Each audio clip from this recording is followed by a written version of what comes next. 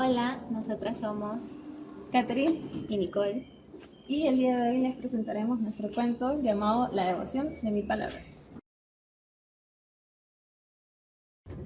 Nuestro cuento es de los géneros western y terror. Las convenciones del western que tiene son los caballos, los vaqueros, que en este caso son los chagras, porque se sitúa en un contexto ecuatoriano. Y también está el licor, que es muy característico de estas personas. En cuanto al terror, tenemos los elementos de sangre, fantasmas y miedo. En cuanto a la estructura, es una estructura aristotélica que se compone de 3 actos y 2 puntos de giro. En el primer acto se encontraba Juan Carlos, nuestro protagonista, conversando y bebiendo con los chagras, que ellos son una cultura de mucha bebida. Ellos se encontraban en una fiesta. Bueno, el primer punto de giro se da cuando de la nada empieza a sonar una música extraña y los chagras entran en trance, entran en un estado como de pasividad, como que quedan hipnotizados. Exacto. Y al comando de su líder, que era el dueño de la hacienda, empiezan a comportarse de forma extraña, lo cual lleva al acto 2, en donde los chagras ya se muestran hostiles ante el protagonista y comienzan a agarrarlo y lo llevan amarrado hacia un lugar que él no sabe dónde es. Y esto se descubre en el siguiente punto de giro. Bueno, entonces Juan Carlos es llevado a las faldas del volcán porque iba a ser sacrificado. Pero aquí es donde interviene el segundo punto de giro. Del lugar sale un rugido estruendoso y los chagras toman eso como que el santo no acepta el sacrificio de Juan Carlos. Y es aquí donde llevamos al acto 3, en donde los chagras se deshacen de Juan Carlos porque no les sirve para realizar su ritual. Así es.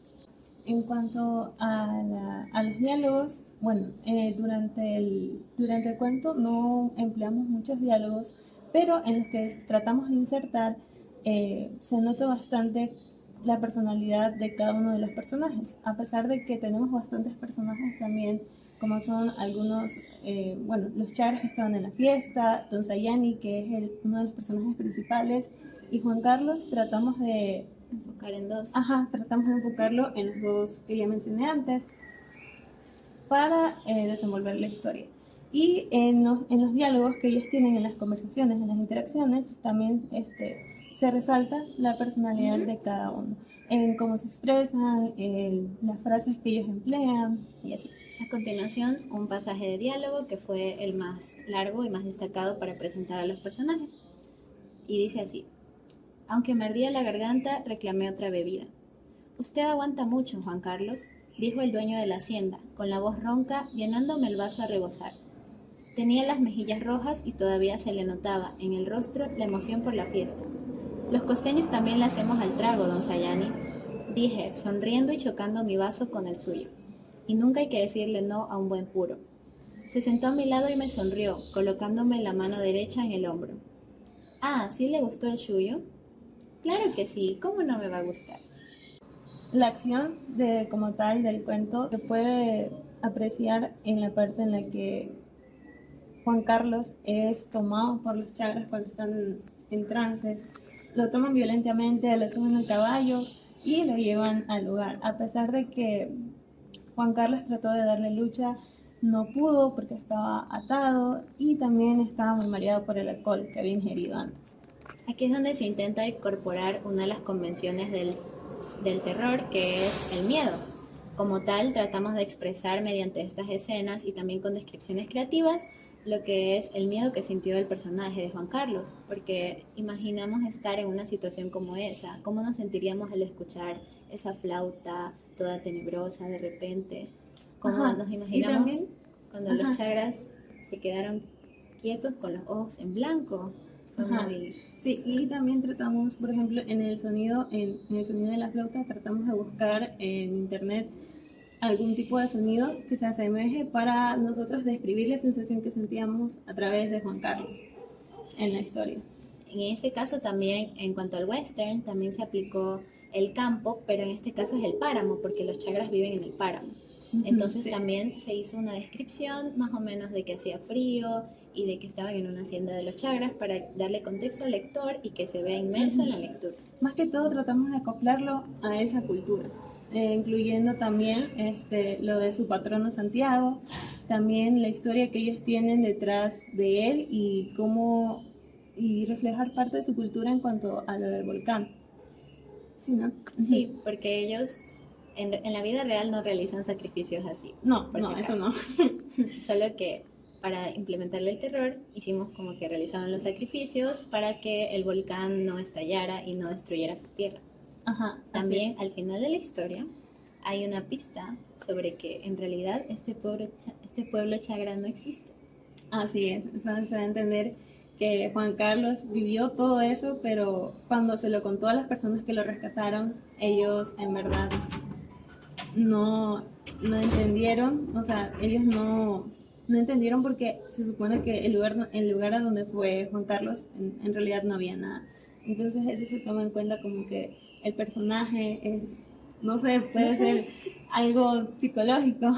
Sí, aquí se incluyen los fantasmas, que también es una convención del terror.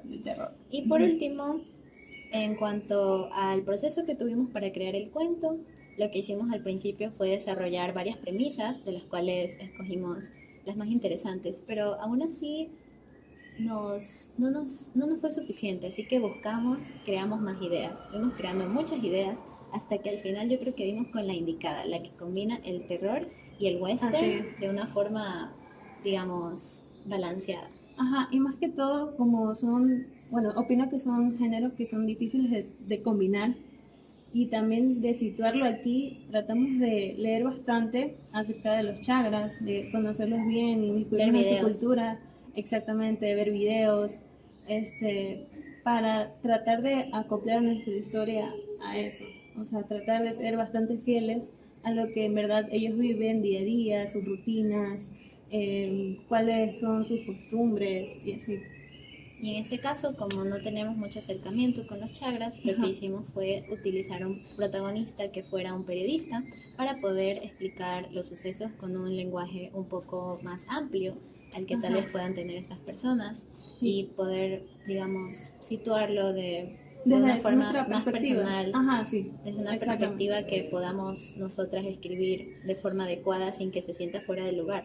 Ajá, sí, más que todo para dar una versión más realista, porque tal vez si la hacíamos de otra forma, o sea, desde la perspectiva de un mismo Chagra, tal vez no iba a resultar tan bien. No iba a causar el mismo impacto. Porque tal vez como no conocemos muy a fondo, o sea, no hemos experimentado ninguna de sus actividades y cosas así, entonces tal vez no iba a ser tan fiel a lo que en verdad ellos y no íbamos a poder reflejar su identidad como tal. Y también teníamos el reto de hacerlo en 1000 palabras y además sin matar al protagonista, porque es en tiempo pasado. En la primera idea que nosotros teníamos iba a ser que el protagonista en verdad en el sacrificio, sí, exacto, él fallecía. Pero dada lo que me mencionó mi compañera Nicole, o sea, tuvimos que cambiar esa parte de la historia para que él no muriera y así no hubiera una discordancia entre... Que cobrara sentido, que él estuviera contando eso en pasado. Así es, claro. Sí. Bueno, además, en cuanto al formato, yo creo que también seguimos bastante bien el formato, el uso del guión largo, en caso de nuestra escritura.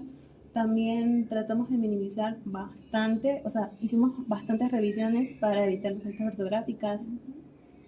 Y también hicimos más revisiones para ver cómo podíamos expresar mejor las cosas. Exacto, de una forma más show, don't tell. Seguir el principio de show, don't tell para nuestra historia. Más que todo para enfatizar la parte del terror. Porque los elementos de western ya están ahí con los chagras. Sí. Eso sí, tratamos de compararlo en santo, como ya mencionamos anteriormente. Y bueno, creo que sí. Ya. Eso. Chao. Gracias. Gracias.